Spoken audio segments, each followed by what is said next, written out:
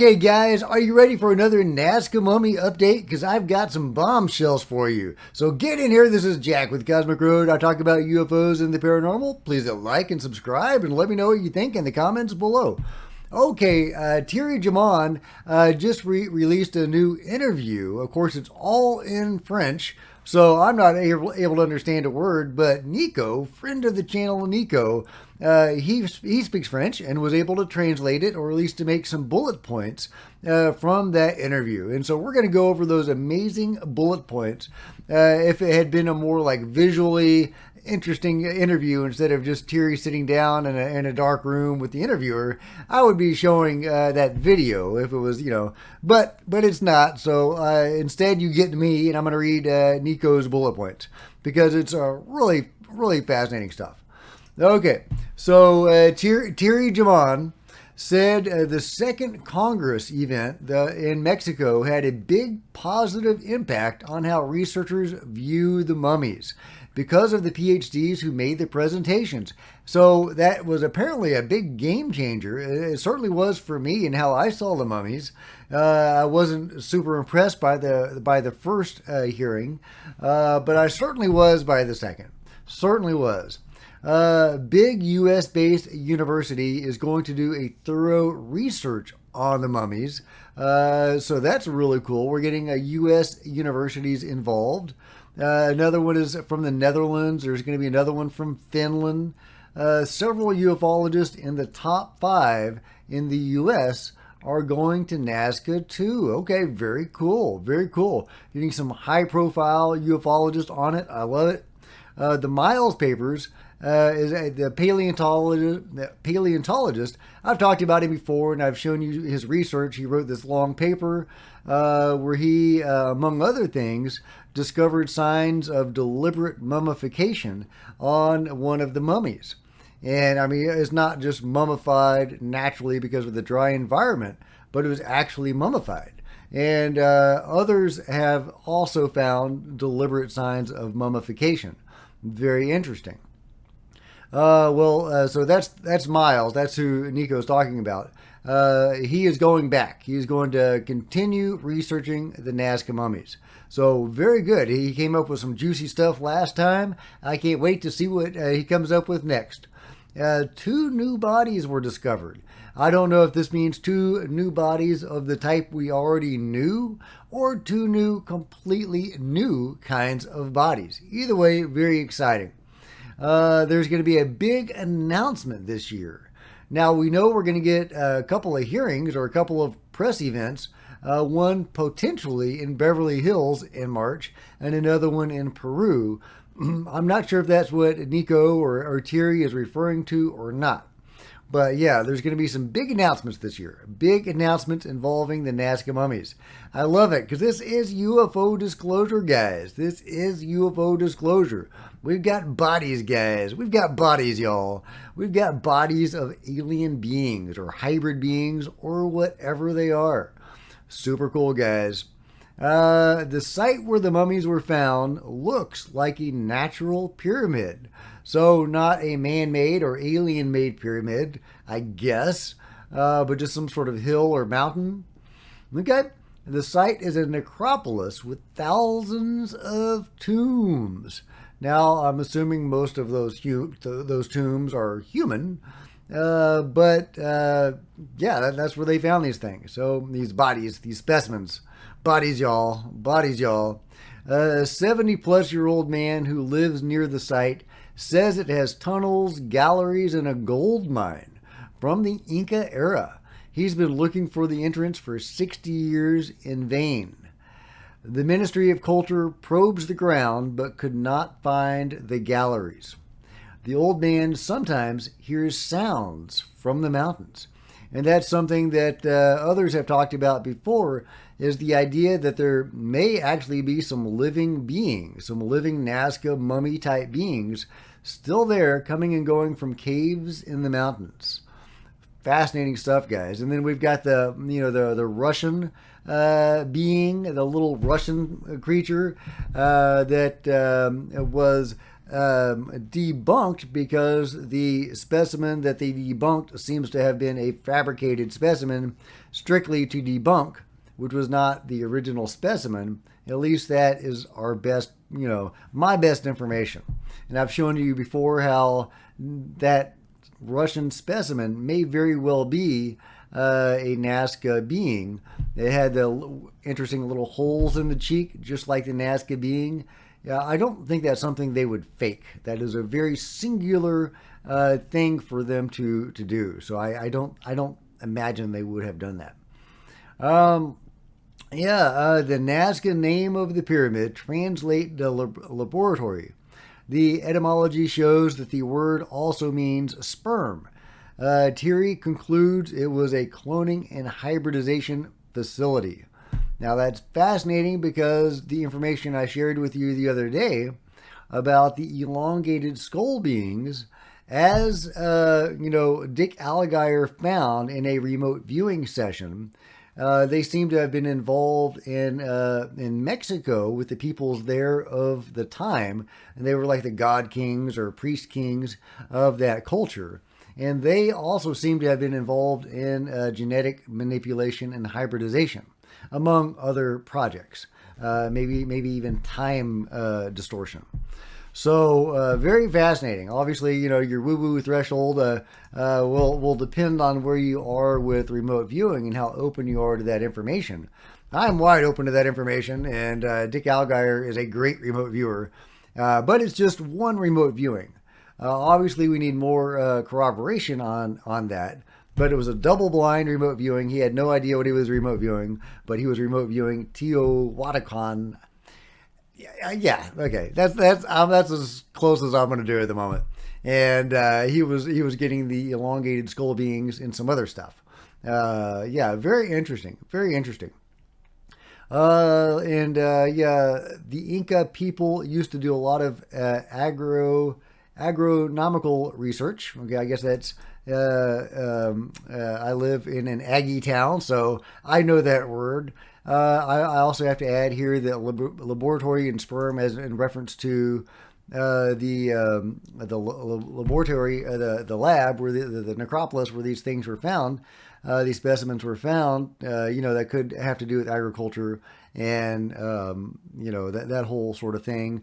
And even maybe hybridization could be something involving agriculture as well. So very interesting. In the Paracas area, which is not far, they found a baby with an elongated skull. Getting back to that idea, which means no head binding was performed on it. That is very significant. The elongated skull beings were distinct beings. They were not humans that did skull binding. Skull binding by humans was certainly done all over the world, but that seems to either emulate these beings or else try to recapture some of the abilities of these beings. And if we can look like them, we can do what they do. Dick Allgaier was talking about some of the things they can do. Telekinesis, etc. And I think we all have these abilities to some extent, but these beings can probably do it a little better, a little easier. So Thierry mentioned the Museum of Coricancha with the elongated skulls. And Nico says that's actually the museum that he went to. Very cool, very cool. In the museum, they have 4 skulls with 2 frontal bones. We only have 1. 20 years ago, they found a small mummy 2 hours away from Cusco in a museum. It had some DNA. The Spanish and Canadian team found some unknown DNA. He says in Egypt, Iran, Russia, and China, they found similar sites, but they kept it secret. To him, the Nazca site is a miracle. And indeed, it is. It is. But that's fascinating. There could be similar sites. And that would make sense, especially with the elongated skull beings, since they seem to have had a global presence, as evidenced by the global practice of skull binding. I don't think so many distinct cultures came up with that on their own. It's a very distinct practice. So that seems to almost indicate the beings wanted them to do it, maybe as an experiment to see if they could have some of these abilities. If they did that, I don't know. Maybe they just like people to look like them. I don't know. I don't know. But I think this is probably referring to the Nazca beings and that sort of site. So really, really interesting. Let's see. Originally, Jaime Maussan thought the mummies were BS, but he changed his mind because of Thierry's videos. Very good. And Brian Forrester, the researcher Brian Forrester, who I like a lot, was very interested in the mummies. He tried to be the front person, but when he saw he couldn't, he publicly criticized the mummies. Well, that's not cool, Brian. That is not cool. And, Steve Mera, who I like a lot also, has also publicly criticized the mummies. Too bad. Thierry thinks that Mario was the tool of people higher up who wanted the info to come out. He also thinks it could be an experiment to see how humanity reacts before something bigger is disclosed. Very interesting. And, it's, I think about this sometimes in relation to the UFO disclosure in America and the UFO control group. The control group hasn't taken out Jaime or any of these researchers or burned their research, right? It's almost as if they're allowing some form of disclosure. They're not going to admit their own complicity in what they've done. But if it comes from some other source that's completely outside of their sphere, like the Nazca beings, they seem to be allowing that. So very interesting. Very interesting. So it wouldn't surprise me if something like that could be possibly going on. They're them deliberately allowing this form of disclosure because it doesn't implicate them. I think that is possible. And if Mario was a tool of higher up people, would he have access to some interesting stuff? Because remember that weird video that he put out, or somebody put out, looked like it was probably Mario, where he was fighting a mantis being in the cave. Remember that? Kooky video, guys.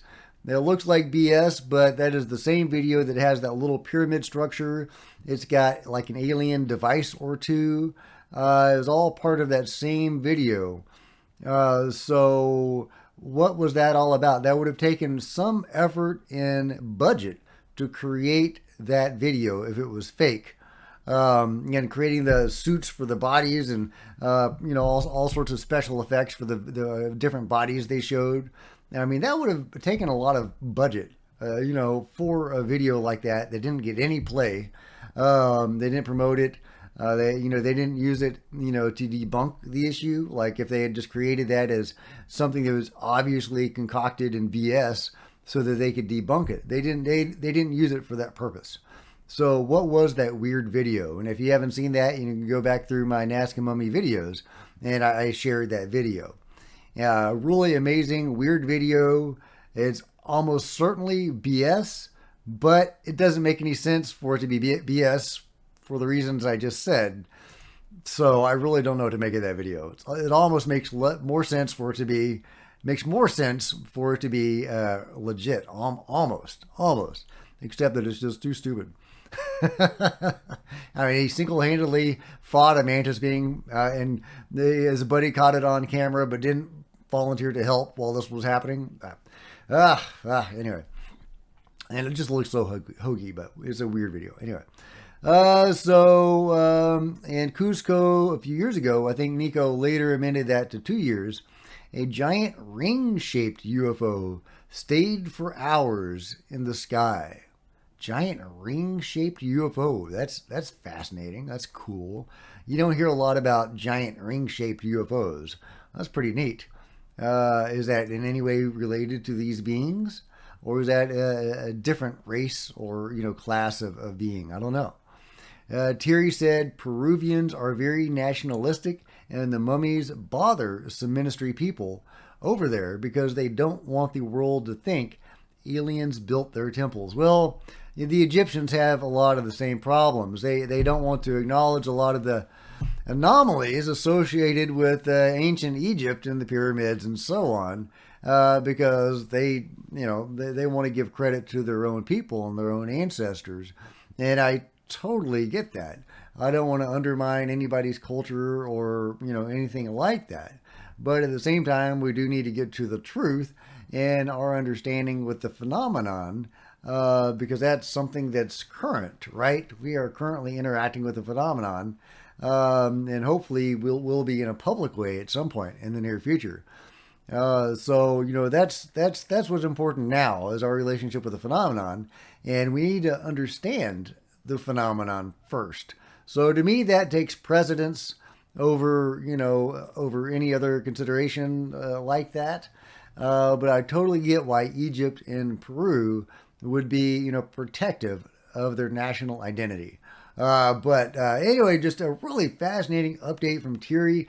Thank you so much, Nico, for providing this awesome bullet point list. I wish I spoke French. I guess I need to get on learning to speak French if Thierry is going to keep on dropping bombshells like this. But let me know what you guys think in the comments below. Everybody, thank Nico. If you've enjoyed this video, please give me a big thumbs up. I sure appreciate it. Smash the subscribe button and all the rest. And I'll see you guys next time. This is Jack with the Cosmic Road, signing out.